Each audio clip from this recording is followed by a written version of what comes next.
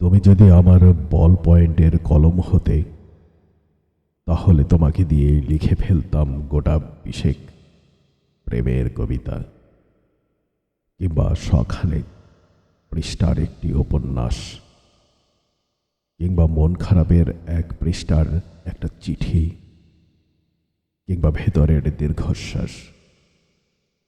তুমি যদি আমার সাদা কাগজ হতে, তাহলে তোমার উপরে এঁকে ফেলতাম যুগ যুগ ধরে বয়ে চলা এক নদী, কিংবা উত্তাল সমুদ্র, কিংবা গহীন অরণ্যে হঠাৎ নীরহারা পাখি, কিংবা বিস্তীর্ণ মাঠ, পাহাড়, একাকী বৃক্ষের ছবি।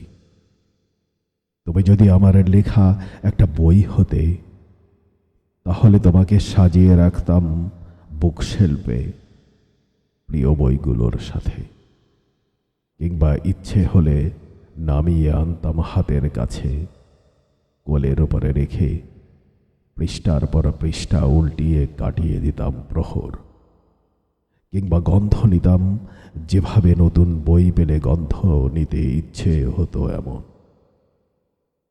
তুমি যদি আমার প্রিয় গানটা হতে, তাহলে তোমাকে শুনে শুনে কাটিয়ে দিতাম এক জনম,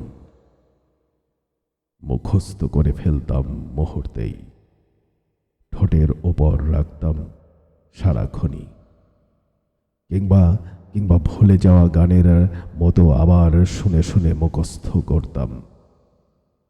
প্রিয় গানের তালিকায় তোমাকেই প্রথম সারিতে রাখতাম। তুমি যদি আমার তুমিটা হতে, তাহলে তোমাকে সম্বোধন করতাম প্রেম কিংবা পাখির কোনো নামে। আদরে আদরে তোমাকে অনুভূতি করে নিতাম বুকের ভেতরের সুখ কিংবা অসুখের কারণও। তোমাকেই করে নিতাম, তোমার হাতেই সঁপে দিতাম আমাকে।